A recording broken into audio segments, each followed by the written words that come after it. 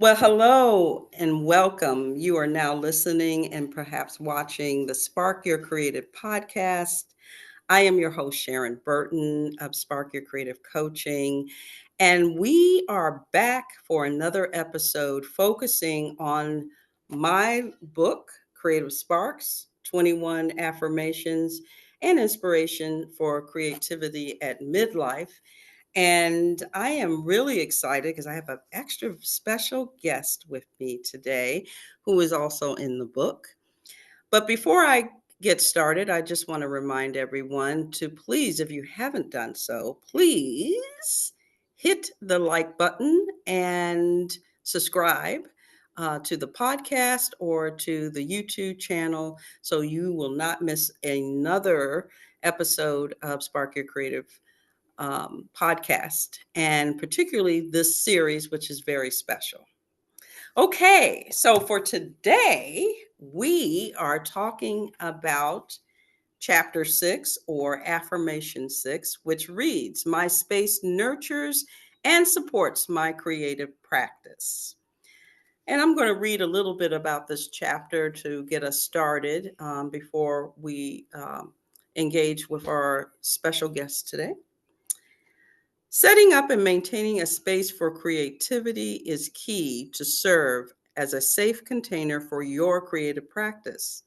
Even if you have just your dining room table, as it was for me for a number of years, a small corner of a room or garage, having a place to call your very own is important to you in two ways.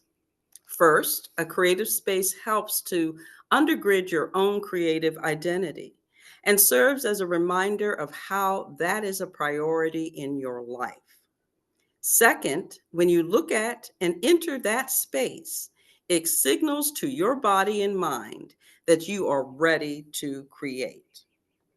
Creating a personal space for your creative practice doesn't have to be rocket science or expensive. It should be an intuitive process, rather, with the goal of supporting your creative muse. So, we're going to talk a little bit about creating a space for your creativity. And I have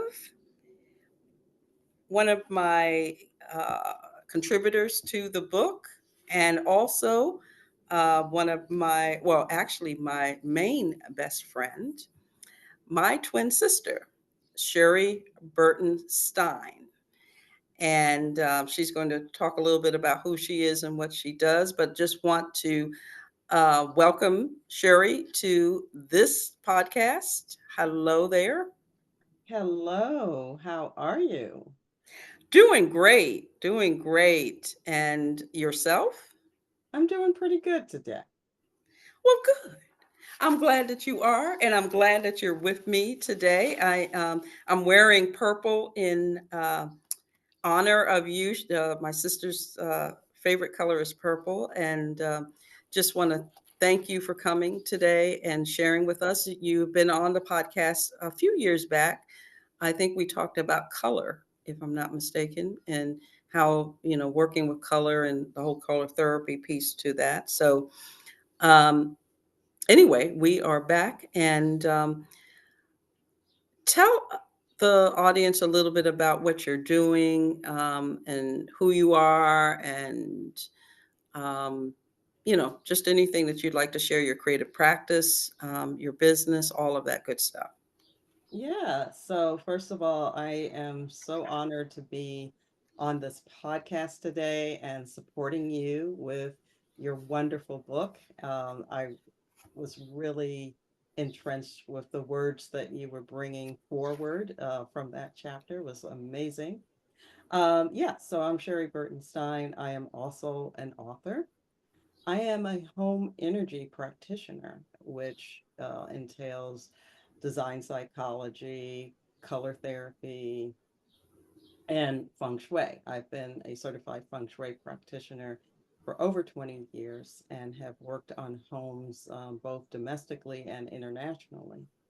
And I believe that homes can be feel good spaces. And That was my first book back in 2012. And then I followed up with another book dealing with life transitions called Landing on Your Feet and Putting Down Roots.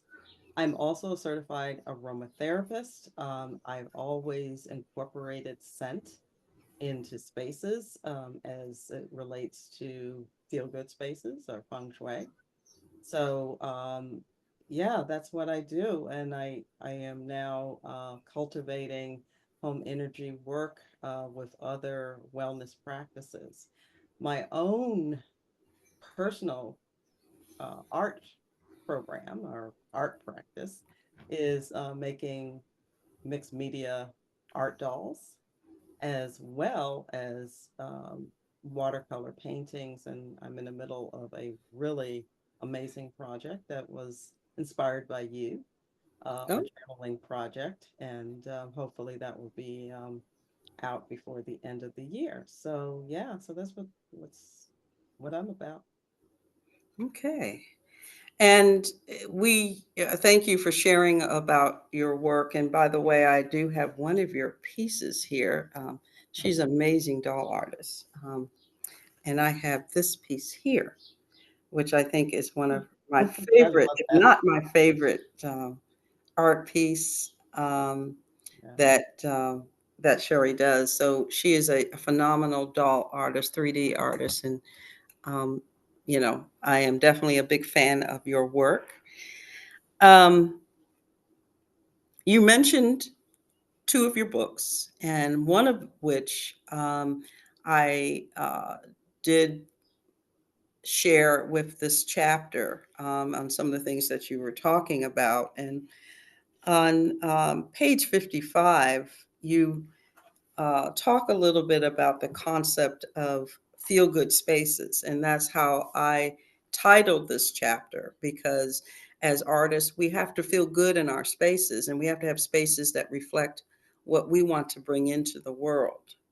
And you used celebrity designer Kelly Ellis's definition, which defines feel good spaces as, quote, a place where you feel transformed, energized, and productive. And you advise us that based on your desire, which for most of us is creating, such an inspiring place to create, start with a room or space that most intuitively meets your need as a feel good space. And you add that identify the spaces or rooms in your home where you spend the most time. And I go on to talk about converting my space. I have actually, I use my master bedroom as my art and office space because I love the light and the way it makes me feel. It gives me a feel good sense. So I go on in the chapter to talk, to actually take steps to um, identify such a space for yourself. And so I wanted to start off by asking you, what does a feel good space look like for you as an artist and as a interior stylist and wellness professional? Well, I appreciate the question. You talked about the space that you're in that is filled with a lot of light. So that's one of the first things.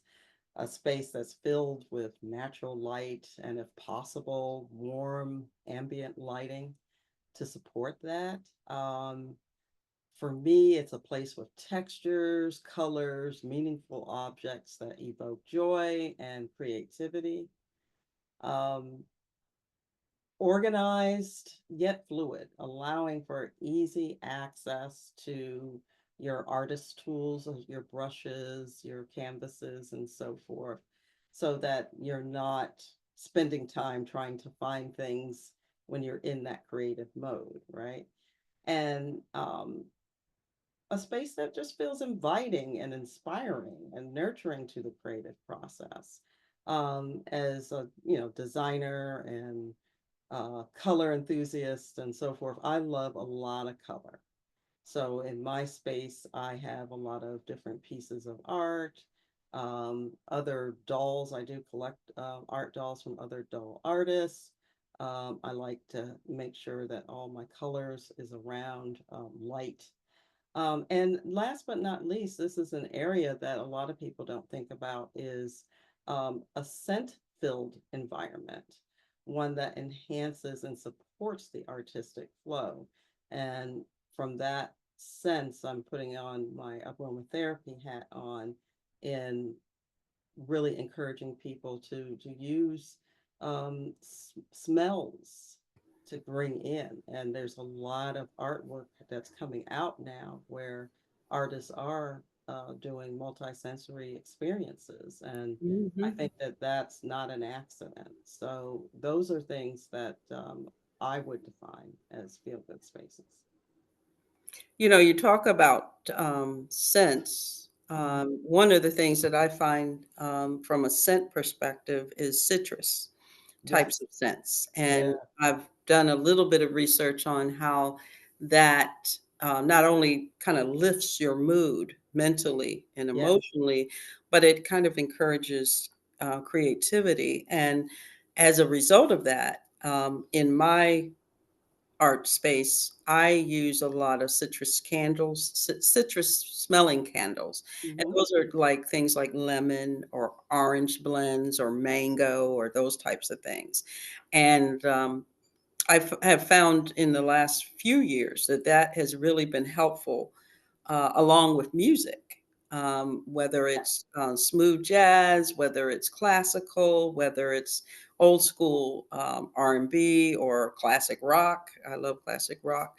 You know, having those that combination really helps.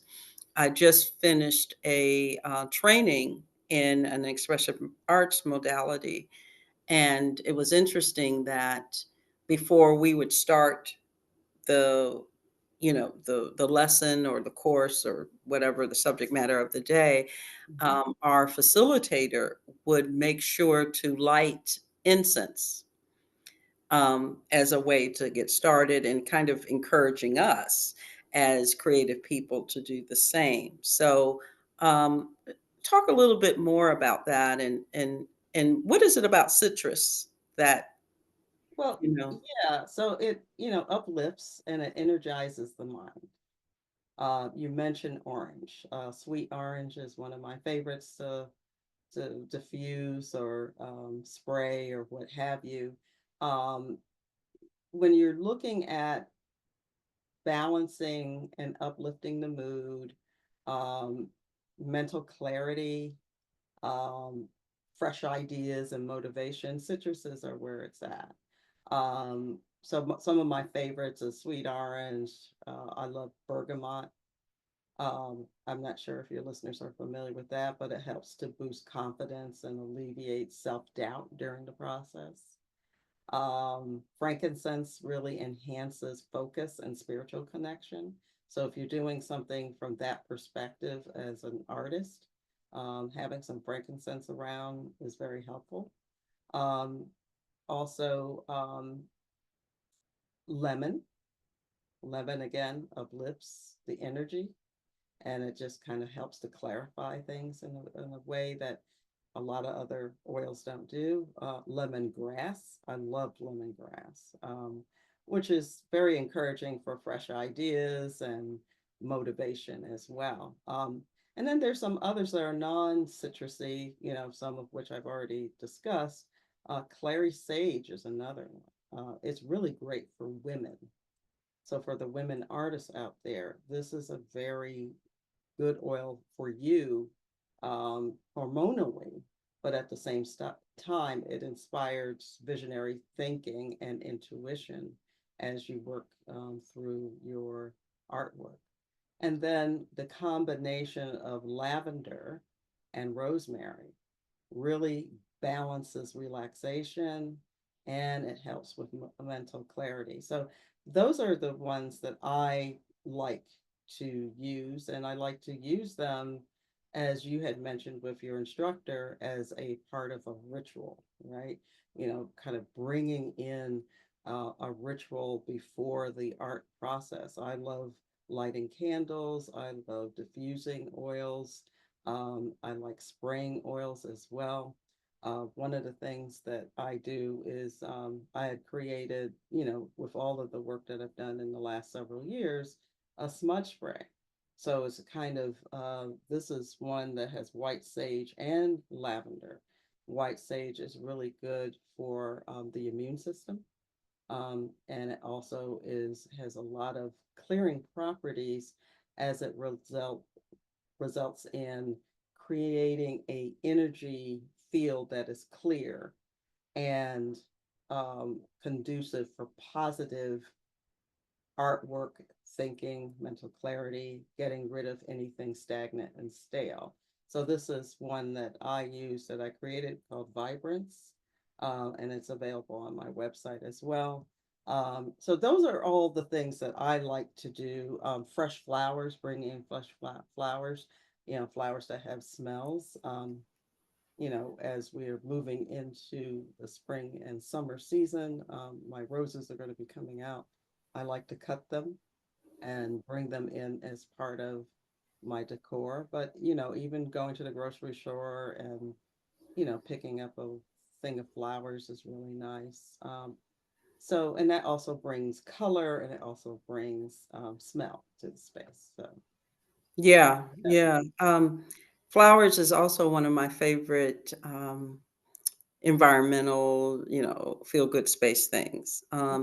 I think not only for the aromatherapy benefits, but it's also pops of color, you yeah. know.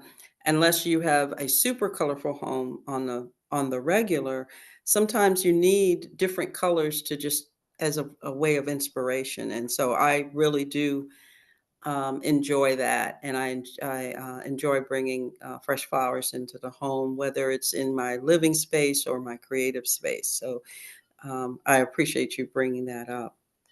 Now, my next question is something that a lot of people tell me that they have problems with. If someone doesn't have space in their home, they may be sharing it with a bunch of different people, or maybe kids and husband or spouse or whatever. Um, and they have limited space to work with. And, maybe they rather not rent out a space outside the home, or maybe not able to. Things are, from a economic point, that's not always feasible for many of us. What is your advice about creating a feel good space in that situation? One of my clients actually used a part of her closet. She has a walk-in closet to do things when her children were really small, which I thought was a unique ideal. But how would you guide a person who may be in a living situation that is not conducive to have a second bedroom or a separate place for their creative practice? Yeah, I've been there before, and actually, even now, I have a home office slash art space, and I don't really. It's very tight in my home as well. Um, First, I would designate a creative corner, a small space in a room that can be transformed into an artistic sanctuary for yourself. When I lived in a very an efficiency apartment, that's what I had to do, was just find just a small little area in my apartment to really concentrate on artistic endeavors.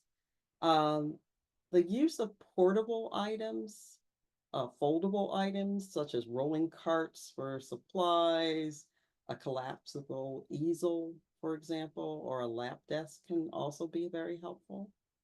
Um, and create sensory cues like a specific light, a scent, music playlist that you mentioned, to signal, that's the creative time, right? And I've also seen people do fabric design dividers or screens to just kind of make a physical barrier between, say, a living space and a space where you can do artistic work.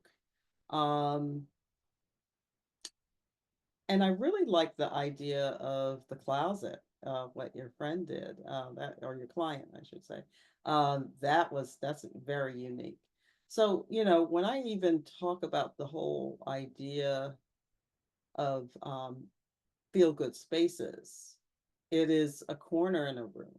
It is, um, as you mentioned, just the what is it, the dining room table or what have you.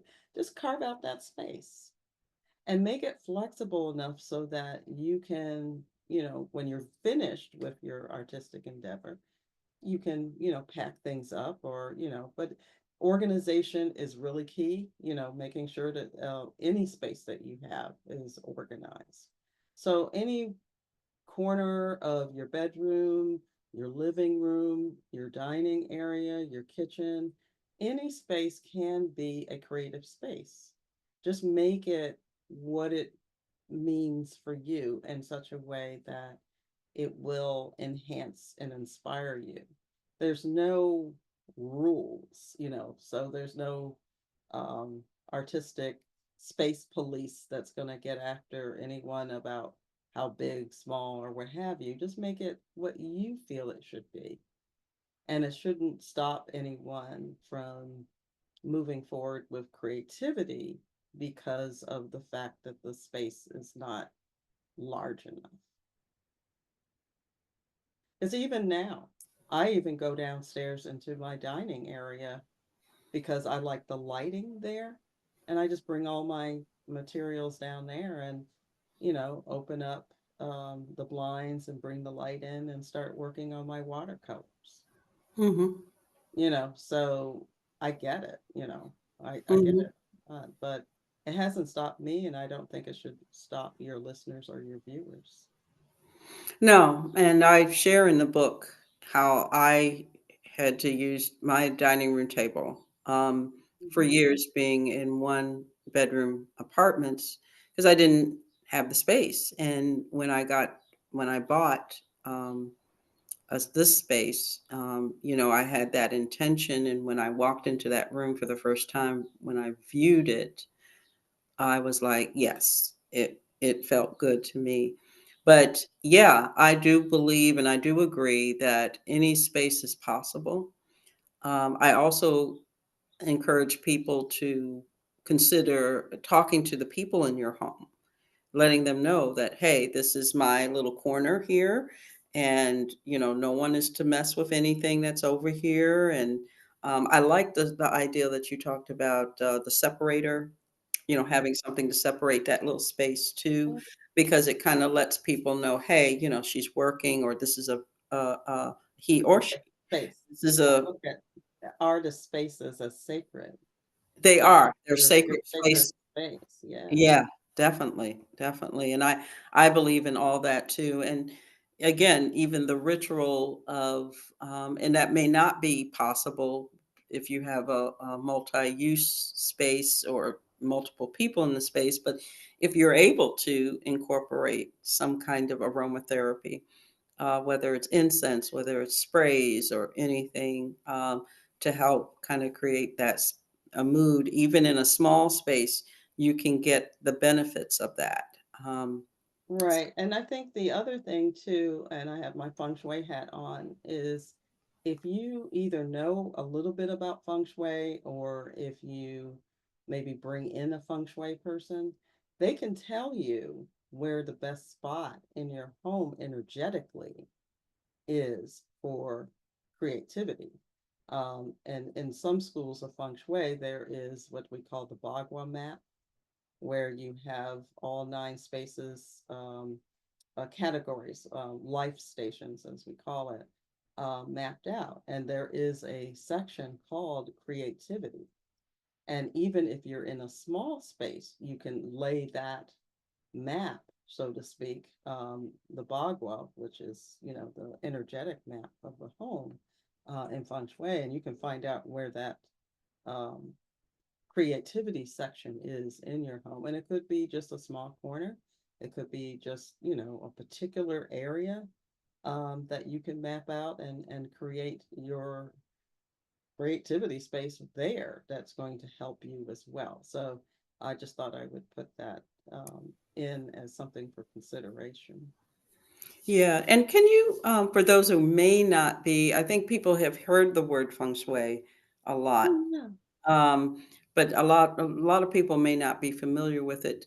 Could you take a moment to just share what feng shui is, in a simple term that, for those who may not be quite sure what that is, that whole practice? sure. So feng shui is maybe a 9,000-year-old practice. It was started in China, and for the wealthy and the noble in China, that was a way to identify burial grounds for their ancestors, right? So it through different centuries and dynasties and so forth, moving forward, it began to be more of an internal building practice, and it is really based on a lot of what we call traditional Chinese medicine. And if anyone knows anything about acupuncture or any of those, it's based on five elements and different energies in the body. Well, this is the same thing as you look at your home. You know, your home has its own acupuncture points, and it's a method of being able to trace and help alleviate bad energy, or I should say, unfortunate energy in the home. And then a lot of times this energy cannot be seen, but based on the occupant's experiences in the home, it may come up through health or other, um, you know, things that come forward. So it is something that I've used, and part of it is looking at color, looking at mapping the energies, understanding the individual, their personal goals, and so forth. So yeah, it's an amazing thing. And it's something that if anyone has the opportunity to get someone to come in and do their home, it's just amazing what can come out of it if you have a good practitioner working with you. Right. I think it's, always good to let people know, what I these agree. phrases are. And, I think a lot of times we throw things around and, people don't really understand or they think they understand. And so I appreciate you clarifying what that is and how that can benefit those who are interested in maybe taking that step. Let's say if you have a new home or you're looking at a space or want to rearrange and remodel your space, that might be an option, particularly if you're feeling a bit stuck in whatever space you're using for your creativity. I All agree. right. So anyway, I just want to thank you, Sherry, for being a part of the book, first of all, and sharing Oh, and allowing me to share your knowledge with people. And again, that's Affirmation 6 or Chapter 6. And we talk about creating a feel good space for your creativity. And it's interesting because there's a lot of books I read about creativity does not include that, which is I think makes my book a little more interesting, but it also is an important part of it. It's not just, a lot of times we talk about unblocking or, feeling, owning our creativity, but we don't talk about how important it is to have a space that nurtures who we are as a creative being. And so your contribution was very important to the book, and I appreciate it. Um, let me, share a little bit about how people can learn more about you, where they can find you online and all that good stuff. okay. So I can be found on Instagram at Aligned Express. I can also be found with my artwork at Sankofa Studio on Instagram as well. I also can be found on Facebook at Sankofa Studio. My website is www.sbwaligned.com. And I welcome your listeners to, check those resources out. And as I mentioned before, I do make smudge sprays, which is an energy ritual to clear your space. And that I have an apothecary shop within the website sbwaligned.com if anyone is interested. All right. Well, thank you, thank you, thank you. And for those of you that are watching or listening to this podcast, appreciate your support, not only of the podcast, but also of the book, Creative Sparks. It's been a labor of love for me. I am happy to be able to share parts of that book for those of you that might be on the fence about buying it or are reading it and want a little, go a little more in depth with some of the topics that I cover in that book. I encourage everyone to also visit my website, which is sparkyourcreative.com. I continue to do appearances, book signings throughout uh, the year. And if you look on the events page, you can find out where I'm going to be going next. You can also learn more about what the book is about and why it came to be. I also encourage you, if you have not had a chance to do so, please like this video and like this recording if you're listening on SoundCloud, and share it with your friends and subscribe. I'd love to have you as part of the community. And also, I have a email listserv that I send to a lot of people. There's a lot of interesting things that are coming up and that I'm sharing just with my email community that you cannot find anywhere. So I encourage you to do that. And you can also find me on Instagram at Spark Your Creative, on Facebook at Spark Your Creative Coach. I'd love to talk with you and engage with you in those platforms as well.